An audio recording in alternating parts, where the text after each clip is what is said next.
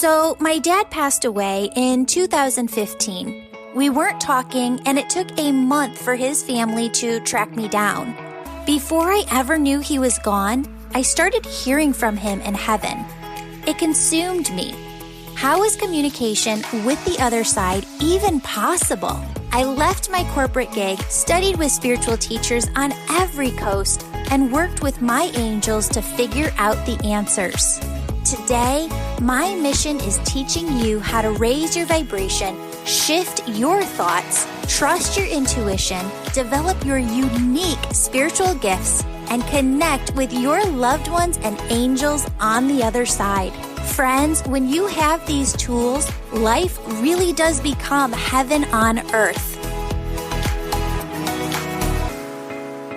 Hello, beautiful souls. Welcome back to the Angels and Awakening podcast. I'm here today with Dr. Laura Froyen. She has her PhD in Human Development and Family Studies with a specialization in couples and family therapy. She is a peaceful parenting and respectful relationship expert and self-compassion advocate.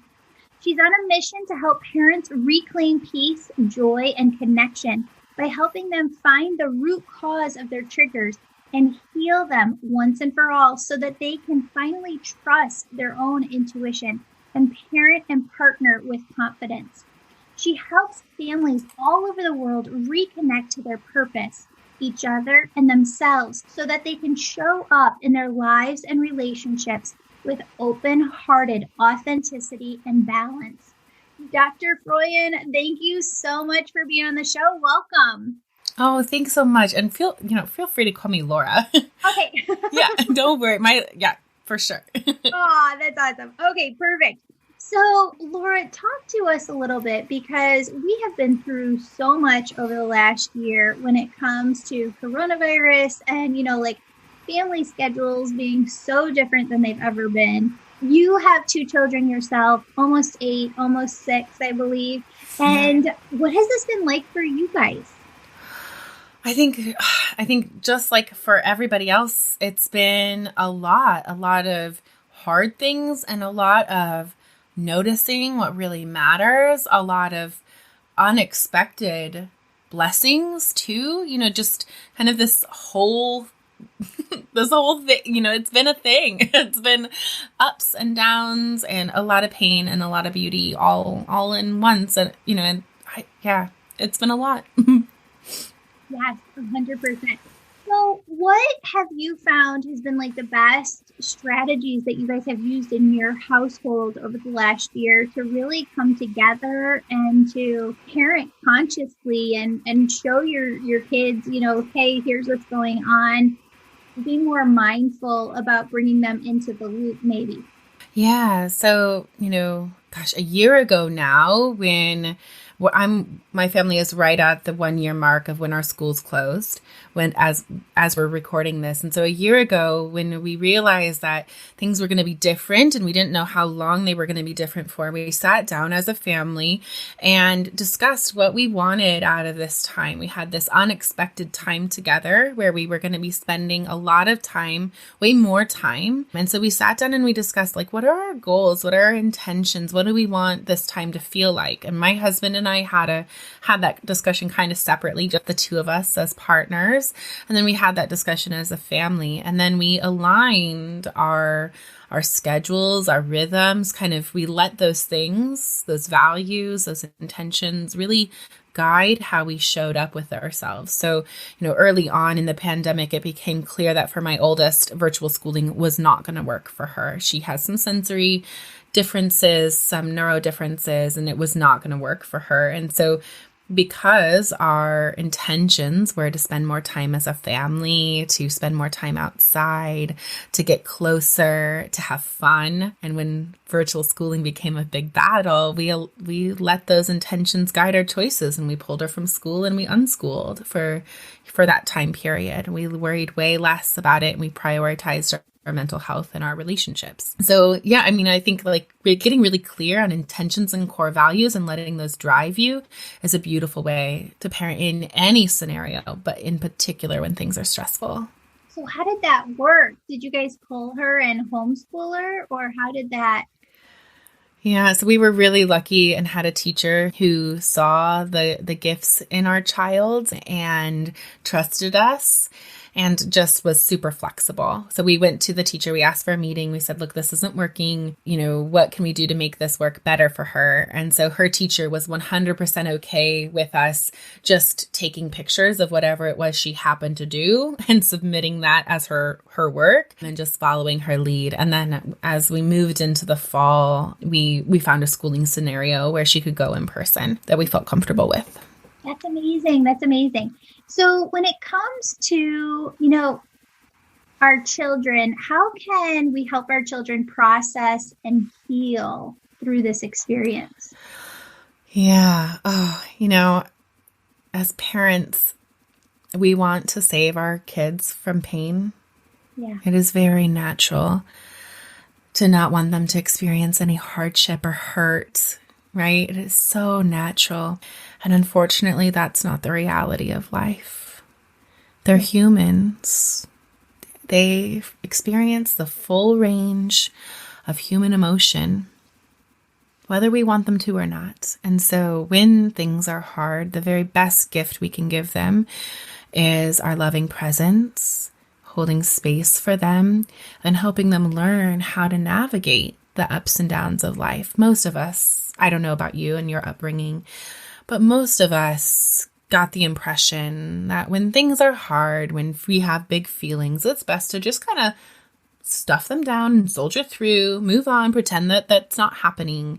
And I don't know about you, but that did not serve me very well. And then I became an adult who had to go to therapy and learn how to feel my feelings, so much so I became a therapist myself trying to figure that out, and so for our kids, what we really need is to show them that it's okay. Whatever feeling we have is an okay thing to have. Help them find it in their bodies. Help them learn to ride the wave of their feelings.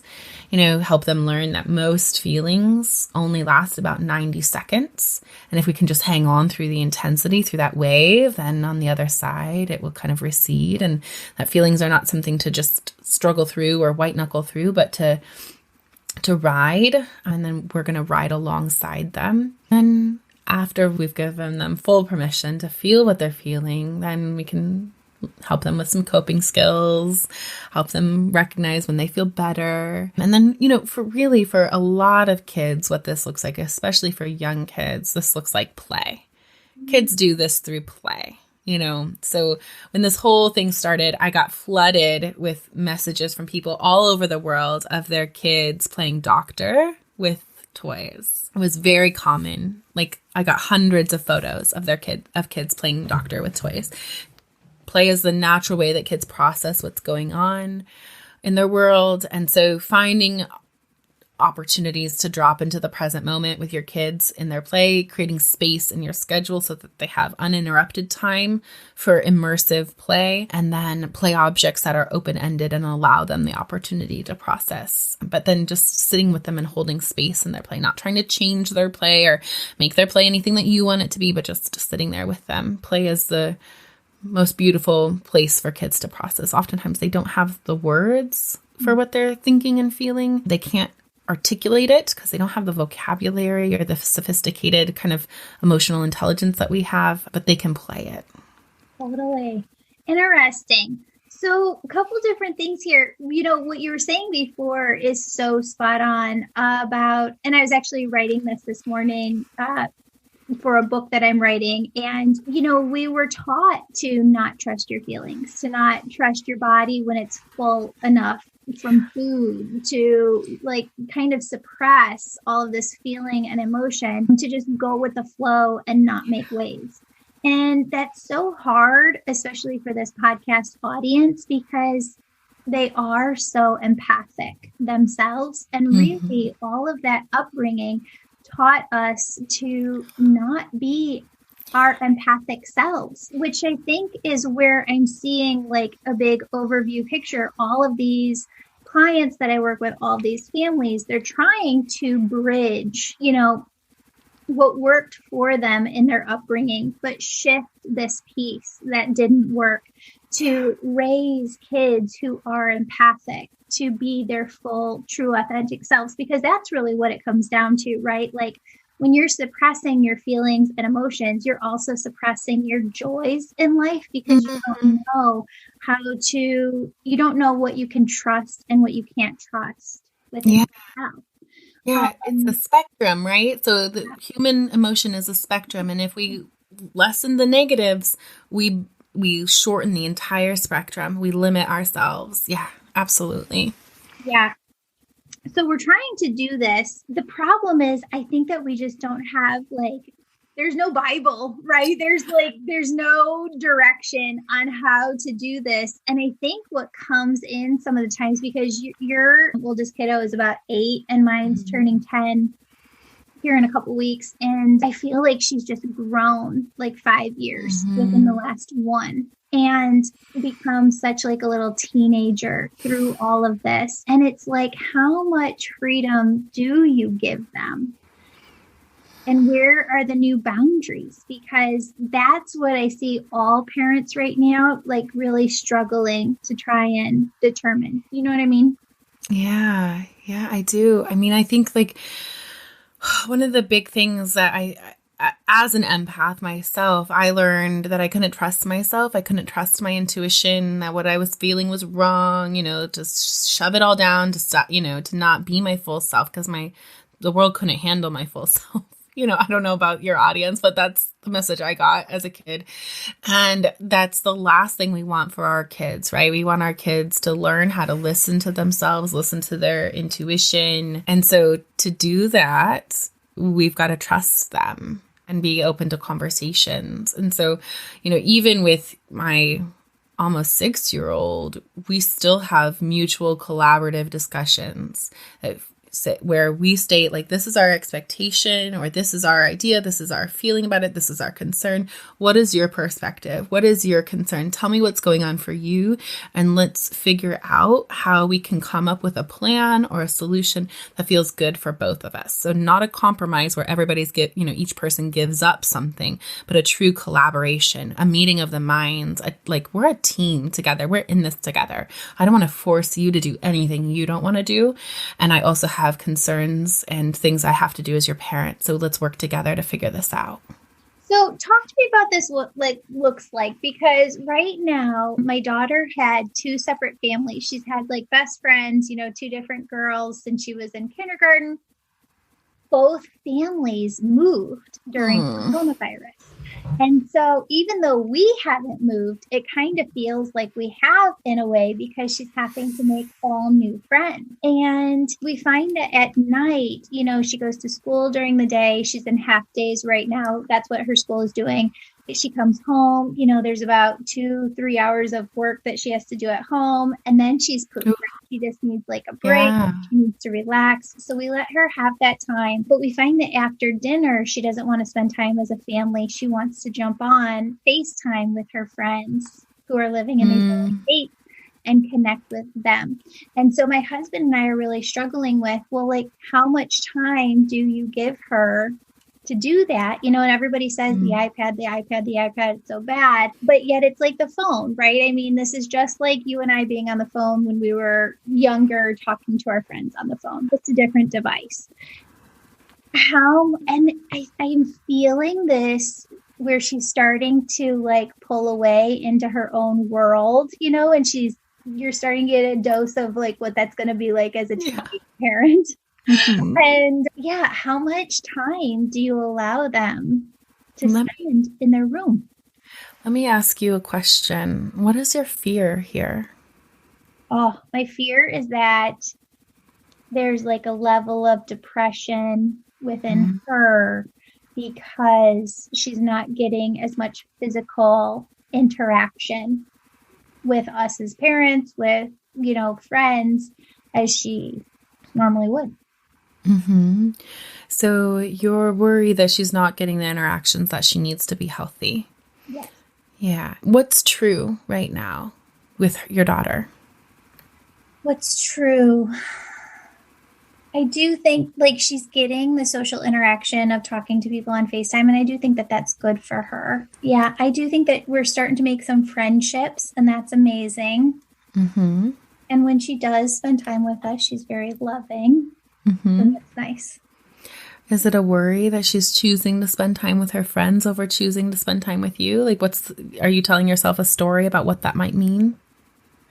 I don't think there's a story there. I think that I'm such an empath that when I feel energy, I feel it like years in advance. And I'm starting to feel probably what it was like for my mom, because once I was probably in sixth, seventh, eighth grade, I didn't want to spend any time at home, like zero.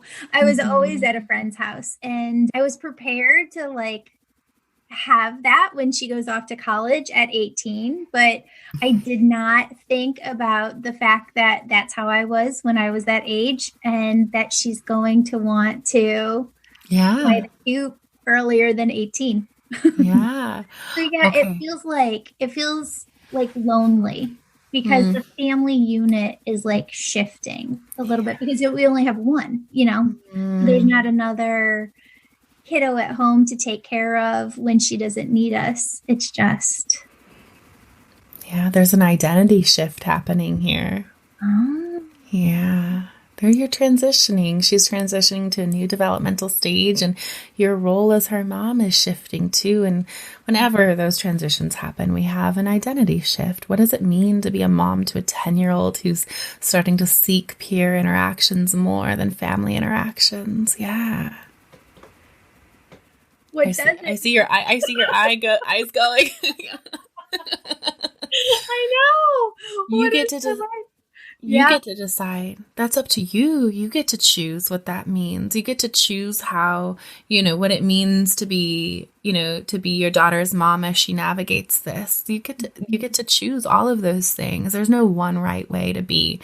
But I do want to tell you that this is a developmentally normal and healthy process that she's going through. It's rooted in attachment theory. Do you know attachment theory? I've heard of it before. Remind me what it is. Yeah, so attachment theory is the kind of speaks to the bonds that are created between a child when they're an infant and their primary caregivers. And the style of attachment we have serves us in regulating our relationships all throughout our lives, all the way to the type of partner we choose growing up. But basically, the idea is that a child is looking to feel safe and secure. And when they are babies, that means having a parent who responds sensitively to their cues and signals and meets their needs. And as they get older, they become less and less reliant on us, and they still want emotional proximity and closeness and security. And so a secure child, as they move into the teen and like the tween and teens years, will know and feel very confident that their family is there when they need it. And they will start seeking some security, some sense of value and worth outside of their parents too. So they will start moving into peer relationships. That is a normal and healthy part of transitioning into teendom, of making those transitions.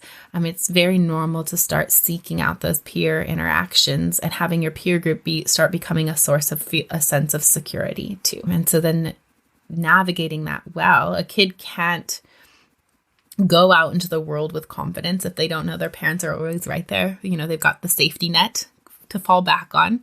And so it sounds like she's starting to navigate that process and is very trusting of you. That sounds lovely and beautiful.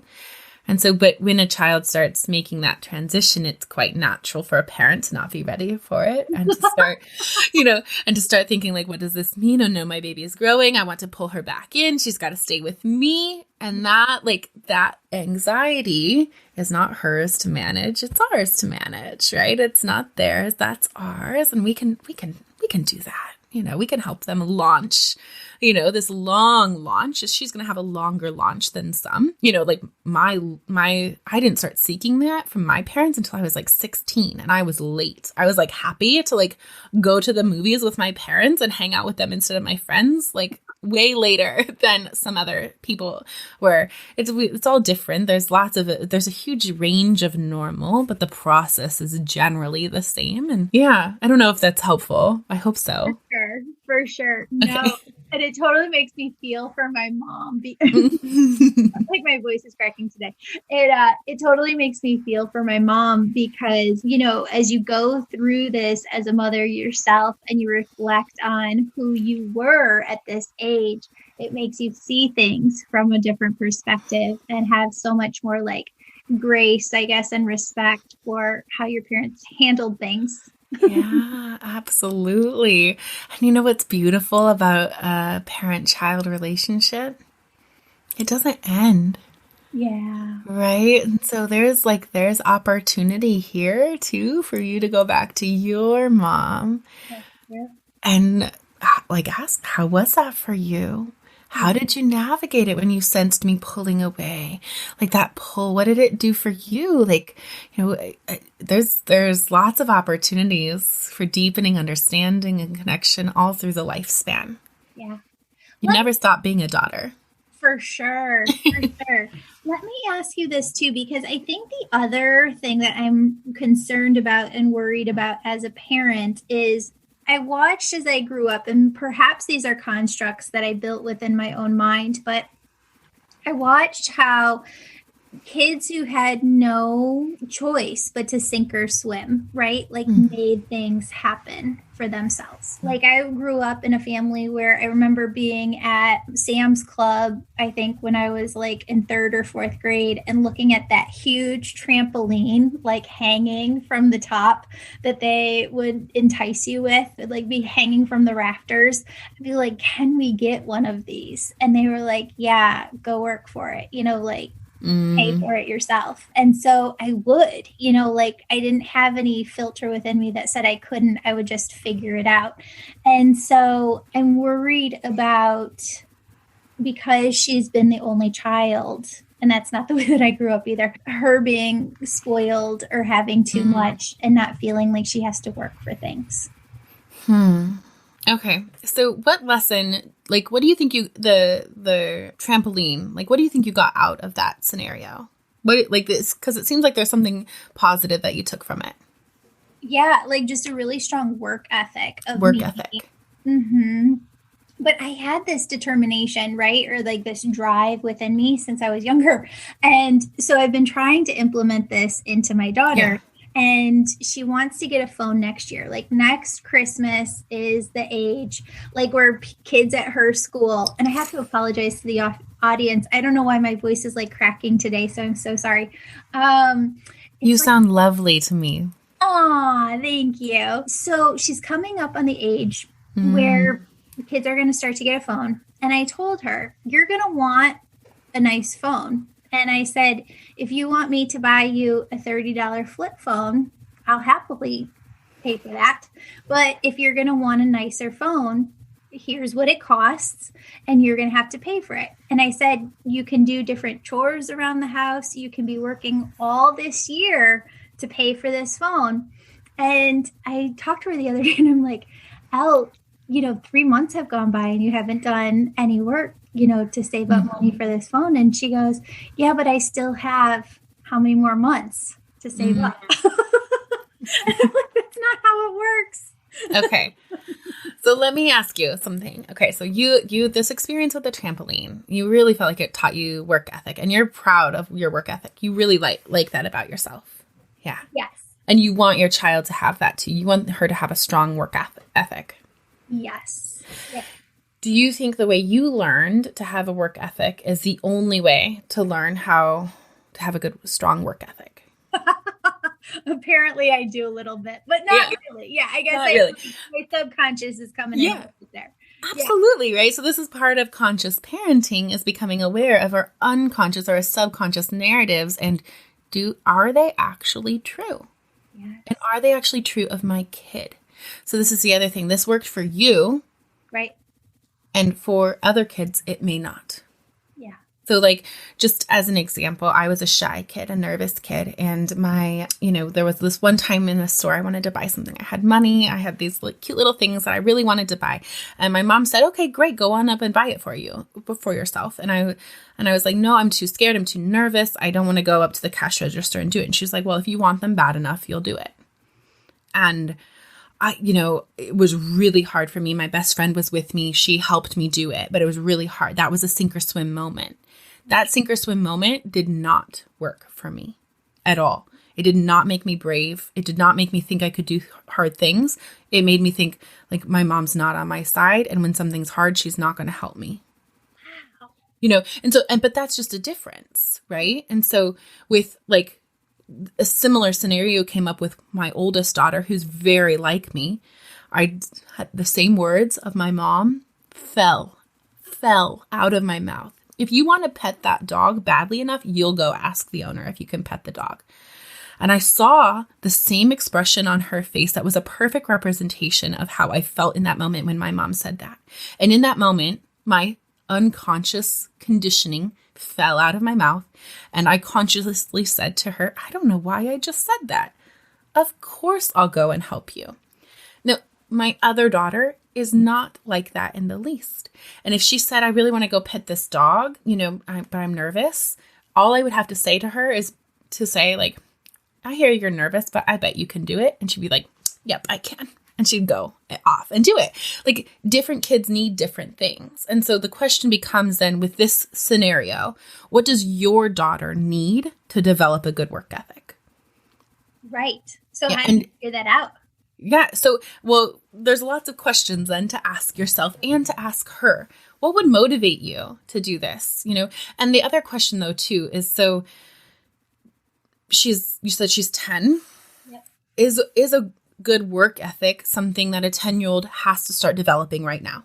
Like, is there urgency on this value of yours? That's very important. And in no way should you ever have to give it up as a parent. We get to have our values, our goals, our priorities for our kids. But asking yourself, so just because in my home growing up, this was valued and taught at a young age, do I have to choose to teach it at a young age to my child, my individual child, and does that work for her? So meeting our kids where they are, who they are, knowing who they are, and then meeting, holding in one hand our goals and values and the reality of who our kid is, I think is important too. That's true. And so like teaching work ethic, so for me, if my parents had done this trampoline thing that your parents did, I would have said to myself, well, I'll never be able to earn that much. I may as well give up on my dream. That's what, for me, personality wise, would have been. What I would have needed in that moment would have been like, this is really, my parent to say, this is really important to you, isn't it? I see how your face lights up. You really want that. Let's figure out a way for you to get it.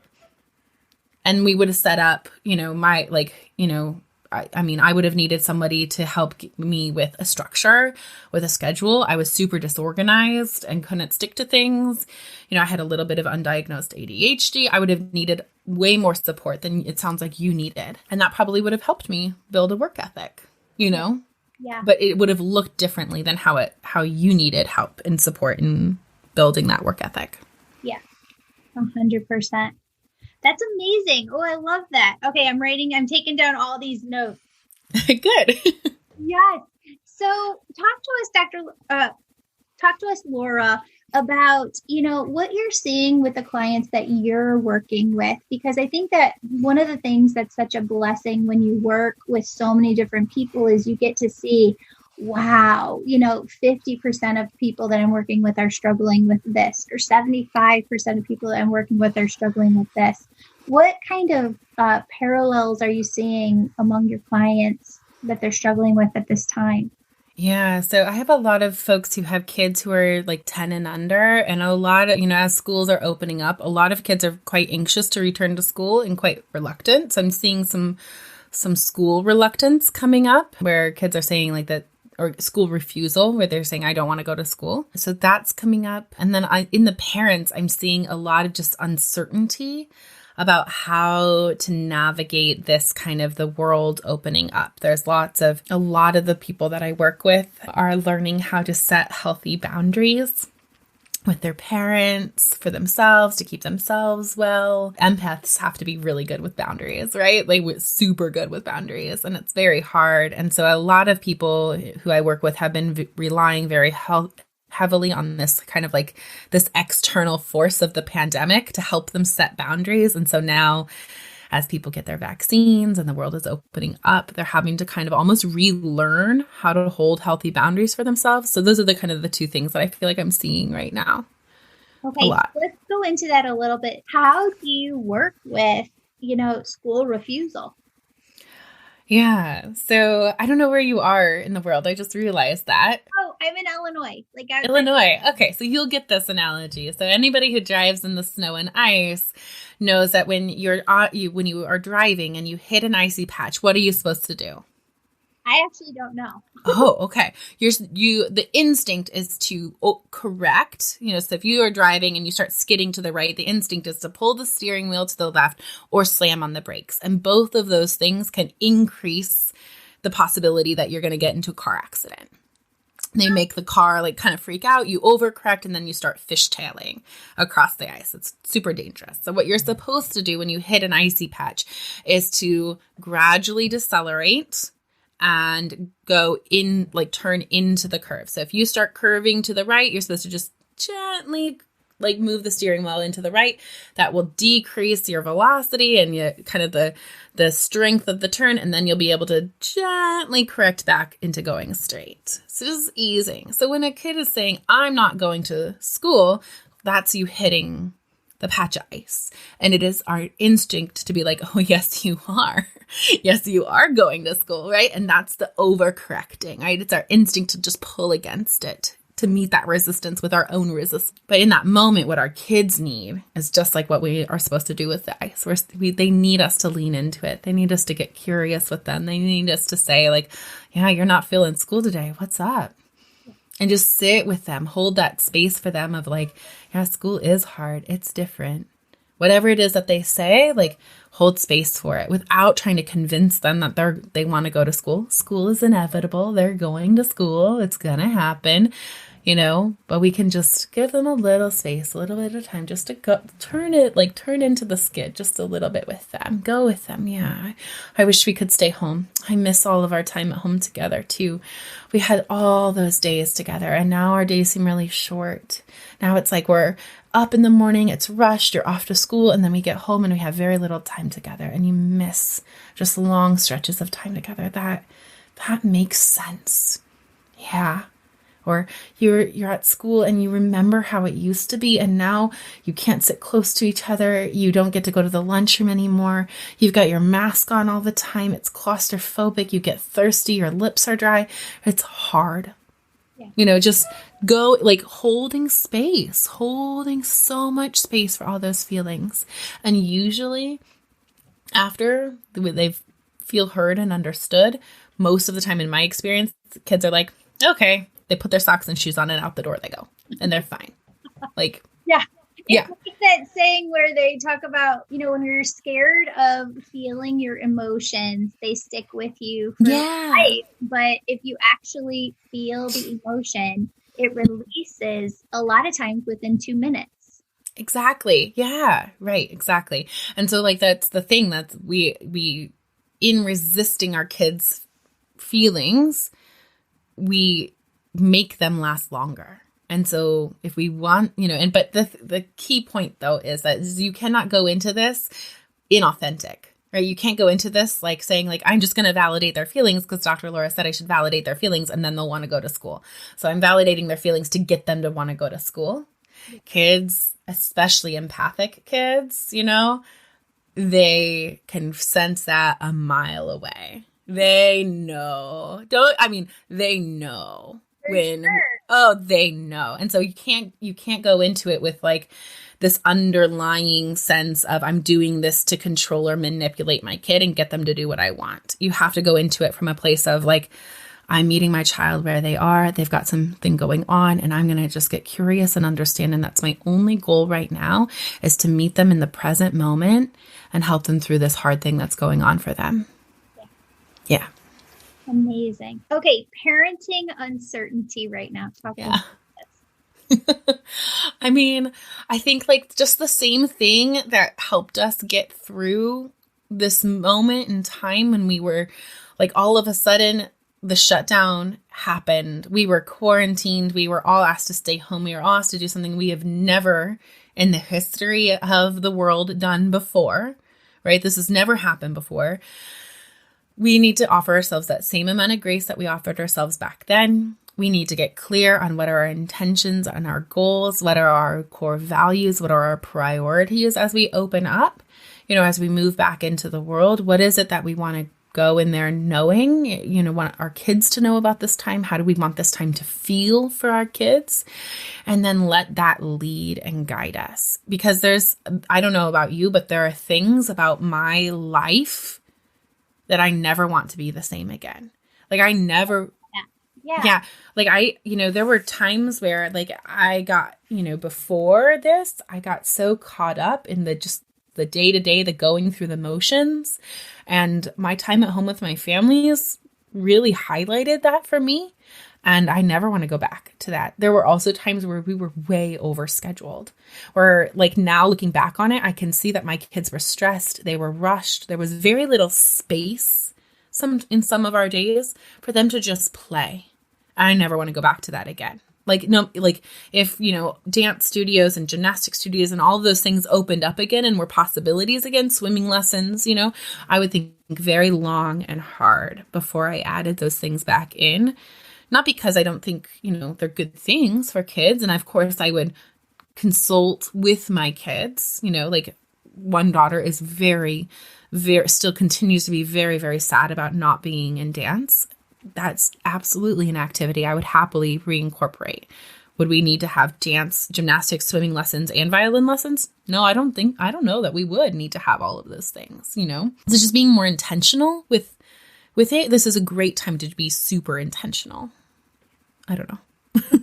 I love it. I love it. That's beautiful. I'm wondering, Spirit's asking me to ask you this question. What's something about your own life, like not you as a parent, but just you as a person that you don't want to go back to yourself, like the way things were before? Yeah. Okay. So something I've been really learning about that I'm also feeling really called to share with you, and I'm not an expert in this, but I feel really just like passionate about it lately. So I've been learning to redefine and reclaim pleasure for myself. And so I think oftentimes when we think about pleasure, we think about it like from an intimate standpoint, and that's not the pleasure that I'm talking about. I'm talking about like being in the present moment with all of my senses and just like figuring out what feels good. Like when I'm on a walk and I hear a bird singing, like stopping for a moment and like extracting the pleasure of that sound. Or, so I noticed I was thinking about like, what sounds do I really, really love? And I really love the sound of rushing water, of waves and rivers. And with this pandemic, we have not gone to the ocean, which I know we normally get to do. I was really missing it. And so I was like, I'm just going to buy a really inexpensive indoor fountain. And now anytime I want a little bit of pleasure in my life, I can turn that on and I can just sit right next to it and listen to running water. And so like, I don't know, pleasure is something that I've learned I'm learning how to find it, like slowing down and savoring a cup of tea, or, it's like this feel of like snow crunching under your boots, and how that feels and sounds. Or sometimes like noticing like what you don't like. Like I really don't like when my kids roar like a dragon. Like that really takes me out of feeling like good in my body. And so like they can go roar like dragons outside or in the basement. I don't need to hear that,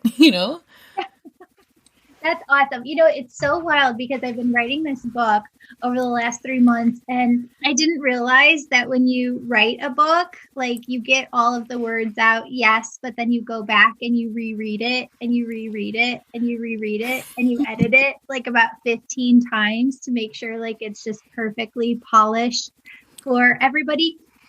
But it's so ridiculously like synchronistic because it's happened probably 5 times where I'll be spending time on like 2 pages, right, in the morning. And then I'll have a podcast interview. And that interview is exactly the 2 pages that I was just writing about that day. So amazing. It's amazing because the 2 pages that I was spending on like right before this was, how when we're younger, like we were saying before, you're taught not to trust yourself in so many different ways, which is us not learning how to feel our feelings, feel our emotions, understand who we are as empaths.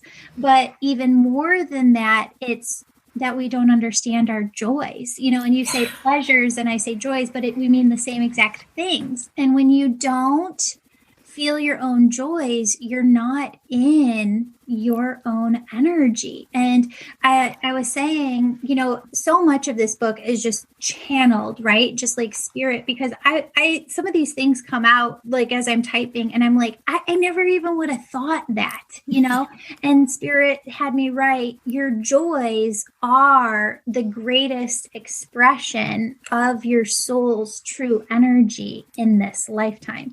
So when people are always asking me this question of, well, yeah, I was taught not to cry and not to feel my feelings and to eat until, eat everything on my plate or you don't get dessert. Mm-hmm. How do I come back to myself? It's through your joys. Yeah, it's through listening. Yeah. I was watching my daughter the other day play outside, and she spent about 15 minutes just repeatedly picking up chunks of snow. So we're in Wisconsin, so the snow is like really chunky and icy, and just picking up a chunk and beating it against the side of her play structure. There was no purpose to it. It was not productive. It didn't do anything. She was just in the moment, enjoying herself, just following her gut, following her intuition, perfectly just unencumbered by what anyone else would think about it, just beating the snow against the side of the playhouse and enjoying as it fell apart, just over and over and over again. And it's so funny. Like I think we box ourselves in. We, as we grow up, we become aware of, the world's expectations for us, what's okay to do. I think especially as women, we get the sense that if it's not productive, it's a waste of our time. So, I don't know. I've been finding new ways to listen to myself and trust myself that I think have helped me, feel more joyful and connected to who to like my true self. Yeah. That's amazing. That's so amazing. So let's touch on this because we both have kids who are not in their teenage years yet, but you work with so many moms and so many different parents. What is life like? And do you have any tips for parents of teenagers right now? Oh, yeah. Oh, gosh. I think kids in the 3 to 5 range and kids in the teen range are the hardest hit by this right now because they're both really, really supposed to be focusing on peer relationships. And that's been really, really hard for them. Having mutual collaborative conversations with your kids is the best thing you can do. It teaches them wonderful skills. A good collaborative problem-solving conversation teaches them to check inward. What do they want? What are their concerns? What are their worries? What are their deepest desires and hopes for a situation? That's a beautiful, wonderful skill that we were just talking about, that like so many grown-up women are relearning because it was shut down. Let's not do that to our kids, right? Let's not put them in a situation where when, in 10 years from now, they're going to have to go to a therapist and learn how to listen to themselves. Let's not do that. Let's help them now learn how to listen to themselves. Let's help them understand our perspective, learn how to hold kind of the both and of life. Like, we're concerned for your safety, and we love you and we're concerned for safety, and we understand that you want to be doing these things that we see are risky. Like we can have both realities are available and present at the same time. It doesn't have to be an either or, an either or. It can be a both and. Helping them understand, like, yes, I understand you really, really want to go, be able to go to this party with your friends. Your friends are doing it. You really want to be able to do it. And at the same time, I don't feel comfortable with that. So let's figure out a way that you can see your friends and I can feel comfortable about your safety. Where's the and here? Where's the yes? Let's work together to find a yes. That's a good yes for both of us. I think like that, we want kids to be able to listen to themselves. We want kids to listen to their nose. We want kids, to their own nose. We want kids who know how to negotiate, who know how to advocate for themselves. These are all good things. It's hard with teens, to get them to slow down, to get in touch, look within what's right for me, regardless of what my friends are doing, regardless of what my parents want, what is right for me. Those are big skills. Those are important skills that we want our teens to have. Well, and it's so scary as a parent because you see all these statistics and you see all these reports and they're saying that, like suicide amongst teenagers is up.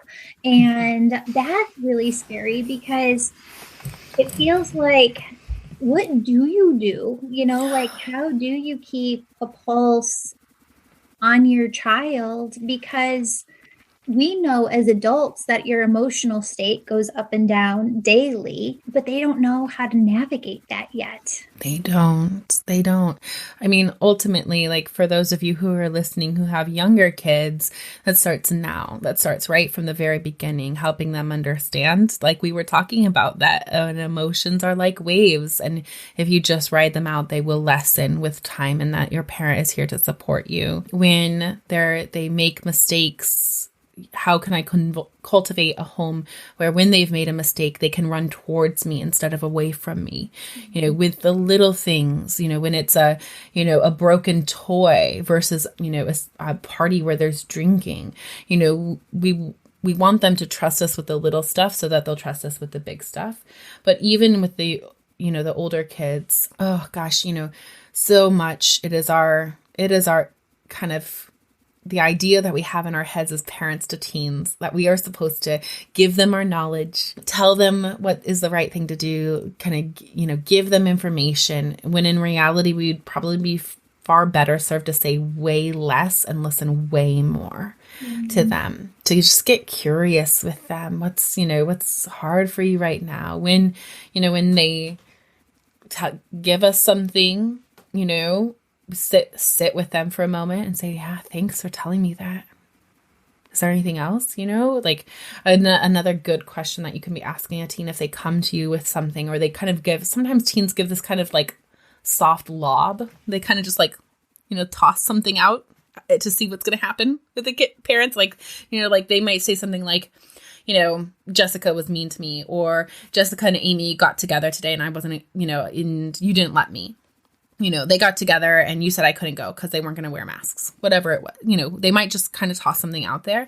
And it is tempting for us to say like, well, no, that's not really what happened. Or, yeah, I know you didn't, I know, but they weren't being safe. Like it's tempting to kind of engage with them and defend ourselves. Mm-hmm. And we could do something different there. When they say those things, like we could say like, I bet you felt left out. Or like, I bet that was hard to hear that they were together and you didn't get to go. Or I bet you're pissed at me. Like I'd be pissed at me too if I were in your shoes. Like I know that was rough. And then, so a good question to ask kids when they, like older kids, any age kid, when they come to you with something is, so you give them these three choices. The first one is, is this something that you just want me to listen to you on? Just hear you and listen. Is this something you want my advice on how to handle? Or is this something you want me to get involved in? And those are kind of like three levels of kind of intervention. Oftentimes parents jump right to the advice giving or to the getting involved. Like we hear, like, Tommy pulled my hair again. Like, I'm going to call Tommy's mom. Like he can't touch you. It's so easy to jump straight to one of the other two, but oftentimes, most of the time, really kids just want you to listen to them. And then you just use good reflective listening skills, like active listening skills. Oh, he said that. Uh-huh. Oh, and then you said that. Whew. I'm wondering what she thought about that. Oh, yeah. You could see it on her face. She didn't like that. Mm-hmm. And then what? Yeah, that happened. Whew. You just sit there with them, just kind of hear it out, let them process. And oftentimes once kids hear it out loud, they're like, oh, okay. Or they know what to do. So sometimes just with active listening, they hear you saying their words back to them, and the answer of what to do becomes really clear. And they say things like, you know what, Mom, the next time he does that, I'm just going to walk away. Yeah. And then you could say, like, you've got a plan. You think you're just going to walk away next time. Amazing. And that's it. They've solved the problem. Like, I don't know. Anyway, those are good things to do. Amazing. I never kind of got that until you just said it, but you're right. Like when you're able to say something out loud and just get it out in words, it's almost like you provide yourself with the space that you need to hear your own intuition. Yeah, it's like we're a mirror for them, so we're this little mirror where they can see themselves and see the situation much more clearly when we are mirroring back what they're saying, where they get the little bit of distance that they need, and they can almost like hear it coming out of someone else's mouth too. So like it's almost like there's a little piece of like, oh, if someone else was saying this is what I would do. And so then they know how to give themselves advice. 100%. Amazing. Yeah. Dr. Laura, you are so fantastic. She is sharing her own personal angel stories. I'm excited to share this story. I've never talked about this out loud before. Yay. Okay, so do tell. Yeah, so when I was a little girl, my grandpa died, and he was very much an outdoorsman and a hunter, and he loved Canada geese. And so after he died, on every single trip my family went on, we always saw a lone Canada goose fly next to our car as we left. Every single trip until I got married. Isn't that funny? It's interesting. Yeah. Interesting. Yeah. Oh, I love that.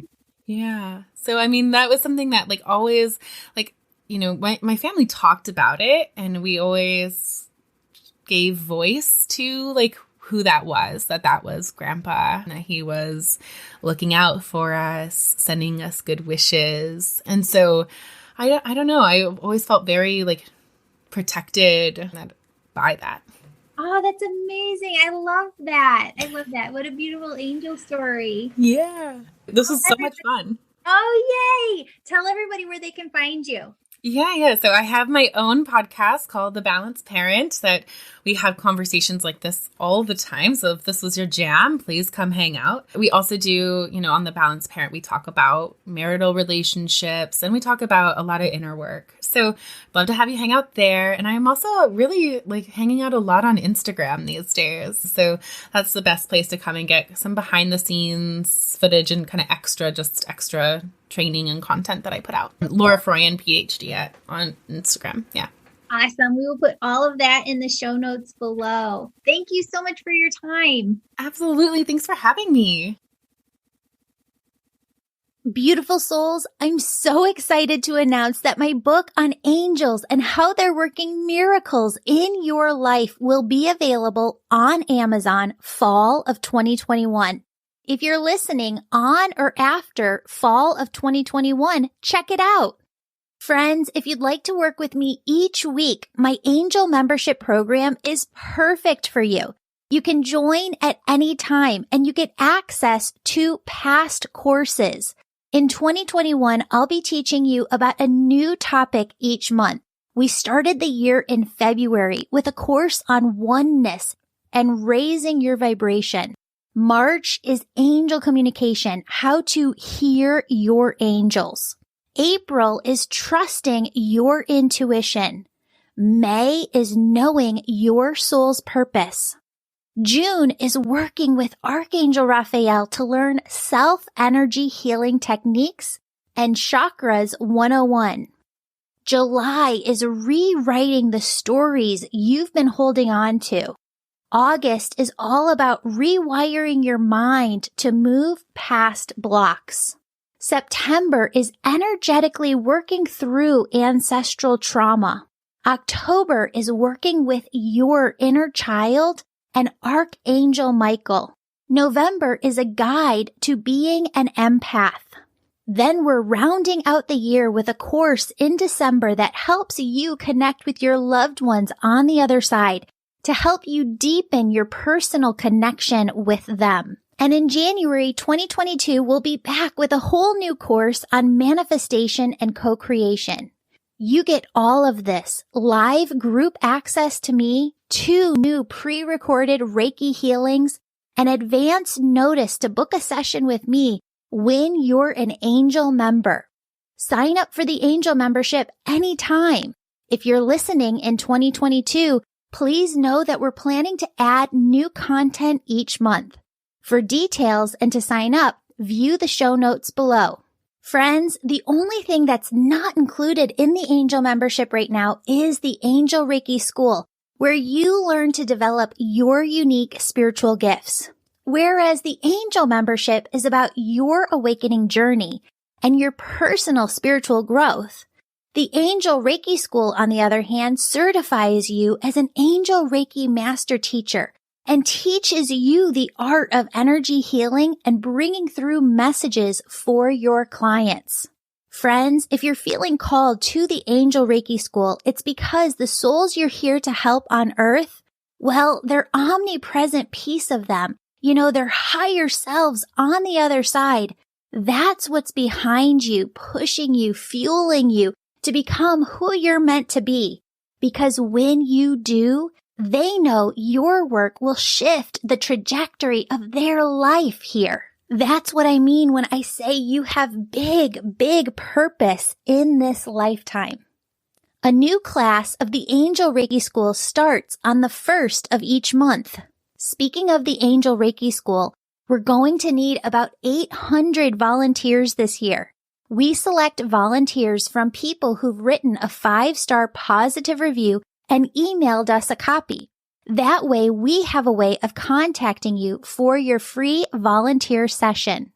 Many of you have asked if I'm still booking sessions, and the answer to that is yes.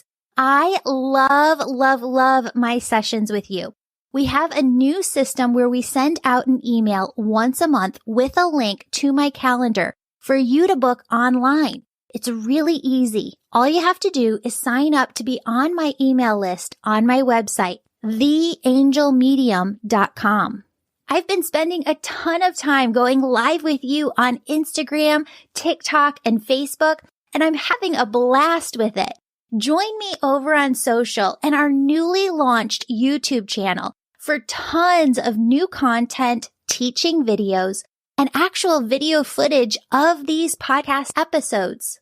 Friends, from the bottom of my heart, thank you so much for being part of this community and listening to this show. I truly feel that this is your show and the Angel show, and I just feel so blessed to be a part of it. You're the most supportive community a podcaster could have. I pray for you every day. If you have a special prayer request, you can submit it through my website homepage, and I'll be praying for you personally.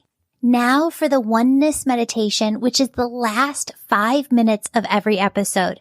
And as you do this meditation, you'll raise your vibration and the vibration of the planet.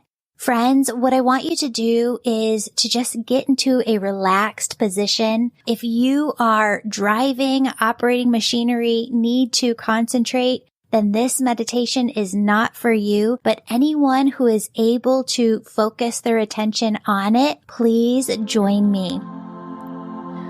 Friends, I want you to start by taking a deep breath in and a deep breath out.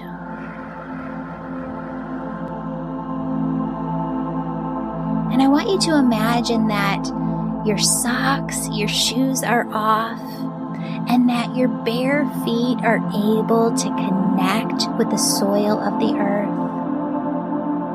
And down through the bottom, the soles of your feet, are these large roots that go down far and wide into the earth. Those roots go down far and wide, anchoring you into the earth as if you were a tree yourself. And up through those roots comes this beautiful, yummy, tingly energy. Begins to tingle at the tip of your toes. I want you to allow this yummy, tingly energy to just dance up over your feet, around your ankles. Feel this yummy, tingly energy as it moves up over your calves, your shins, all the way up to your knees.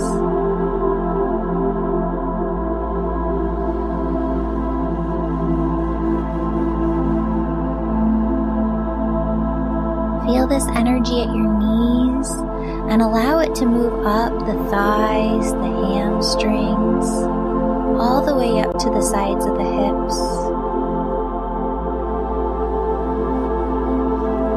I want you to allow this energy to move from the hips up to the base of your spine, the base of your stomach. And I want you to feel this energy as it climbs up the spine and the stomach, all the way up until it reaches your heart.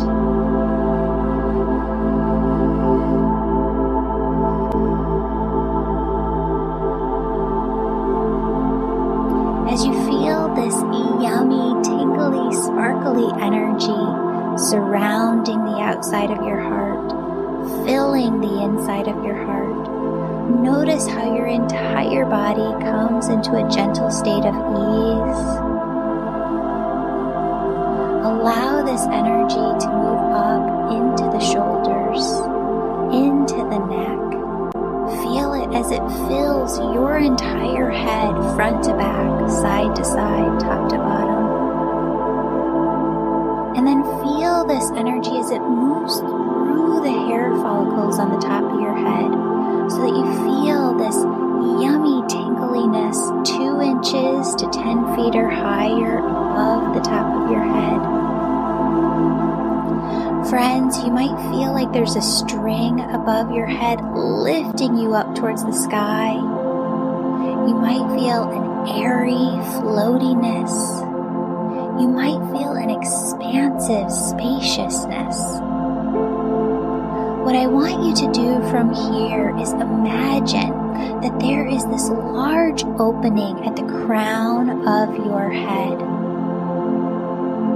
It's the size of a cereal bowl, right? And I want you to imagine that it extends upwards towards heaven, and that God sends this loving, peace-filled oneness energy.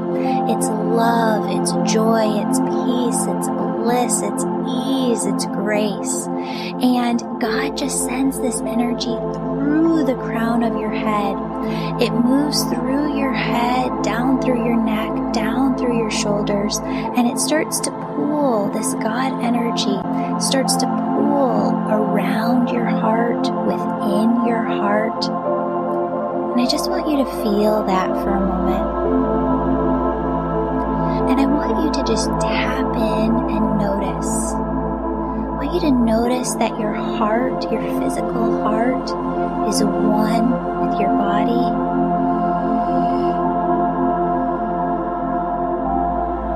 And I want you to notice that your heart and your body are one with the air surrounding you.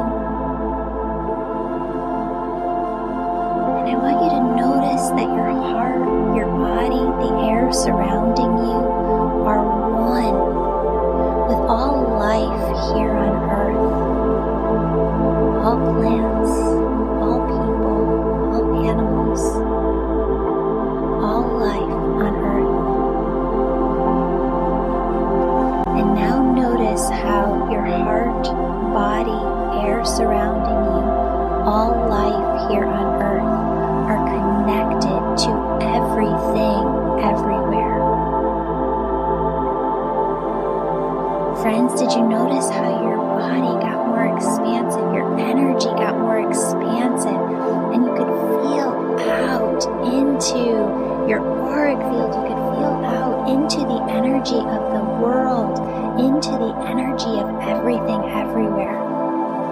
Friends, that is oneness, and you can carry oneness with you in your everyday.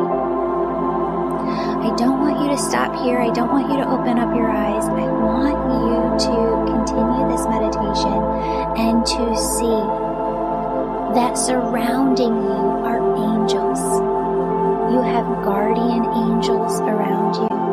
You have cherub angels holding the space open for you to get into oneness at any time. You have archangels working with you in every area of your life. You have loved ones on the other side. See them, See them in detail, friends, because you seeing them in detail is the exact same thing as you going to them on the other side, knocking on their door, asking them to spend time with you. They love you so incredibly much. They want to spend time with you. They want to develop that relationship with you. When they're there, you're here. I know it's different, but you can still have that beautiful, incredible relationship. All of these beings, your angels, your guides, your loved ones on the other side, they form your spirit team who's always working to guide you, direct you, protect you. Friends, what I want you to do is just take some time with them right here, right now. What they want you to know is that they are working with you all the time. What they want you to know is that they are sending you signs and symbols to show you that they're next to you. Friends, they ask you to see that they are bringing in gift after gift after gift through your heart chakra to bless your life with miracles. Friends, it's your job to remain open, to believe, and to trust that they are working miracles in your life. Friends, I love you. They love you so incredibly much. Stay open and know, believe, trust, have faith, know like you know that they are working with you always. See you here next time. Have a blessed day.